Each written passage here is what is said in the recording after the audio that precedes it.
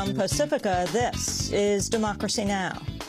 We strongly condemn the Syrian government's attempts to repress and intimidate demonstrators, and we are calling for an immediate cease to the violence and killings of civilians at the hands of the Syrian security forces. The Syrian military kills more than 60 people over the last week, with hundreds more injured. We'll speak with Middle East Studies professor Bassem Haddad. In Afghanistan, as civilian casualties mount, we'll talk to Afghan women's rights advocate Malala Joya. She was denied a visa by the United States until a pressure campaign was mounted. Then in London, more than 500,000 people march against austerity cuts, the biggest since World War II.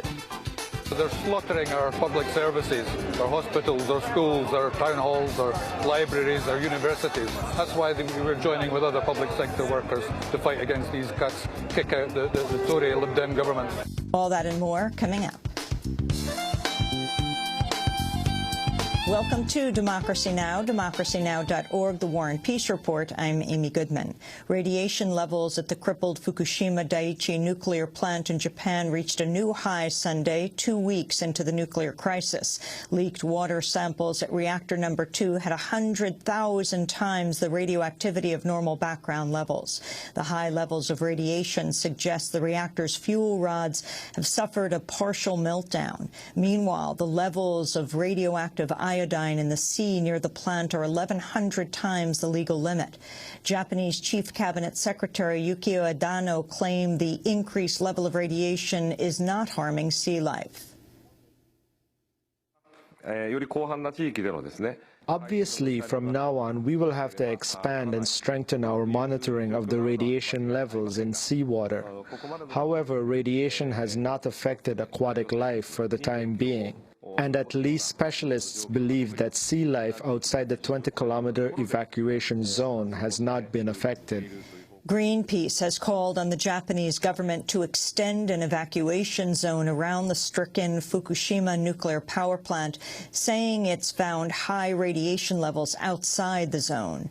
Meanwhile, low levels of radiation from the Japanese nuclear plant has now been detected as far away as Massachusetts, where low concentrations of radiation have been found in rainwater. In Germany, there's been fallout of a different kind from the Japanese nuclear crisis. The anti-nuclear Green Party has defeated Angela Merkel's Conservative Party in one of Germany's richest states. Analysts at Deutsche Bank say the election could lead to radical reordering of Germany's nuclear energy policy and an accelerated schedule for the permanent shutdown of some or all of Germany's 17 nuclear reactors. Several mass anti-nuclear protests have occurred in Germany and other European nations over the past 2 weeks. Meanwhile, here in the United States, anti-nuclear activists are marking the 32nd anniversary today of the partial meltdown at the 3 Mile Island nuclear plant in Middletown, Pennsylvania. There have also been a number of major developments in the Middle East and North Africa. In Libya, rebel fighters, aided by U.S. and allied airstrikes, have recaptured several cities and towns, including Brega, Ras Lanuf, and Bin Jawad. Rebels are now heading toward Sirte, the hometown of Muammar Gaddafi. President Obama is scheduled to speak tonight at the National Defense University and defend the U.S. military mission in Libya. On Sunday, Defense Secretary Robert Gates admitted the U.S. military will have a role in Libya for some time. We have not seen any of his planes fly since the mission started. We have suppressed his air defenses. I think we've also been successful on the humanitarian side. We have prevented his forces from going to Benghazi, and we have taken out a good bit of his armor. So I think we have, to a very large extent, completed the military mission in terms of getting it set up. Now, the no-fly zone and even the humanitarian side will have to be sustained for some period of time. Meanwhile, some doctors in Libya have accused pro-Gaddafi fighters of using rape as a weapon of war. On Sunday, 5 men were arrested for raping and torturing a Libyan woman. The international press learned of the incident when the woman, Iman al-Obaidi, burst into the hotel full of foreign journalists in Tripoli. She was quickly detained by Libyan security officers. The Wall Street Journal is reporting Yemeni President Ali Abdullah Saleh has reportedly backed away from a deal struck over the weekend that would have him step down from power immediately but keep his relatives in charge of the country's elite counterterrorism forces. During an interview with Al Arabiya, Saleh warned Yemen would end up in a destructive civil war if he left office.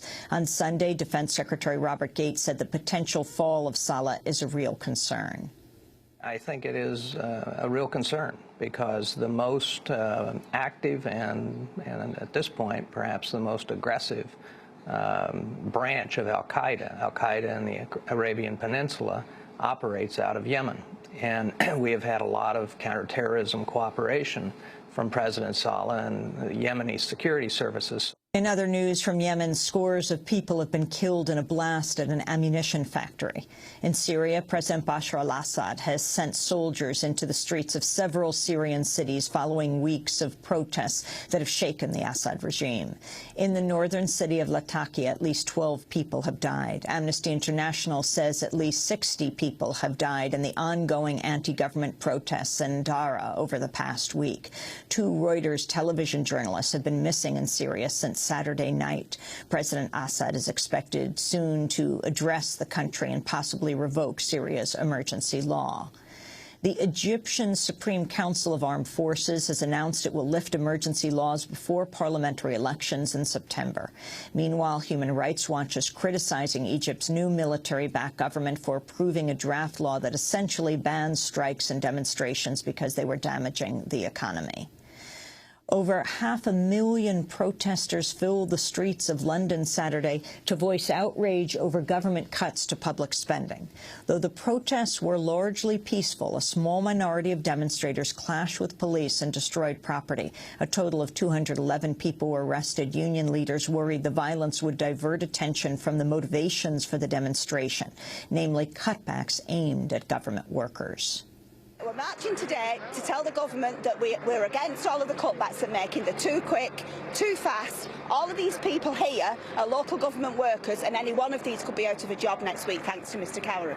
Here in the United States, budget cuts and the targeting of unions have also sparked outrage and ignited demonstrations across the country. On Saturday, thousands of protesters took to the streets of downtown Los Angeles in what was dubbed a Solidarity Saturday. The demonstration was organized to show support for union workers in Wisconsin and denounce Republican leadership and corporations. In Wisconsin, there are conflicting views on whether the state's new union busting has gone into effect. On Friday, a state agency published the bill despite a court order preventing publication on grounds that the bill's passage likely violated open meetings law. In related news, New York Governor Andrew Cuomo and top lawmakers have agreed on a $132.5 billion budget that will cut more than $2 billion in health care and education costs while giving millionaires a tax break. Despite a budget shortfall, Cuomo opposed extending a tax surcharge on New Yorkers with personal earnings of over $200,000 a year. The new budget drew staunch criticism from advocates of increased education age, who say the cuts will disproportionately impact students in low-income and middle-class districts.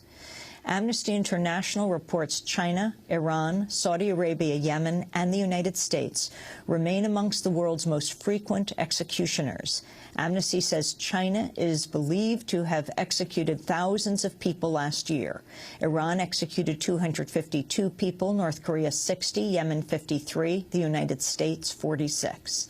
Setting aside China, the total number of executions officially recorded by Amnesty International in 2010 was 527, down from at least 714 people in 2009. This is Roseanne Reif of Amnesty. We absolutely believe that it is an unmistakable trend towards abolition. That is the goal. The United Nations has come out and said that that is the goal, and many, many countries are adopting it. I think it's just a matter of time, and increasingly the countries who haven't abolished the death penalty are going to stand out as obstructionists towards that goal. Up to 1 million people from Ivory Coast have now fled fighting in the main city of Abidjan, this according to the UN Refugee Agency. Ivory Coast has descended to the verge of civil war following a disputed election in November last year, which Alassane Ouattara is recognized internationally to have won. Incumbent Laurent Gbagbo has refused to step down, saying the results were rigged. Melissa Fleming is a spokesperson for the United Nations Refugee Agency. This mass displacement in Abidjan and elsewhere is being fueled by fears of all-out war. This week, we have seen panic in Abidjan as thousands of youths have responded to calls for civilians to join the ranks of forces loyal to Laurent Gbagbo. The Federal Communications Commission has fined 2 local television stations for airing corporate-sponsored video news releases and disguising the content as actual news. Fox affiliate KMSP in Minneapolis and NBC affiliate WMGM in South New Jersey were each fined $4,000 for airing the VNRs, video news releases. The fines came in response to a 2006 complaint filed by Free Press and the Center for Media and Democracy. And Geraldine Ferraro has died at the age of 75. In 1984, the Democratic Congresswoman became the first woman on a major party presidential ticket as Walter Mondale's running mate. Ladies and gentlemen of the convention, my name is Geraldine Ferraro.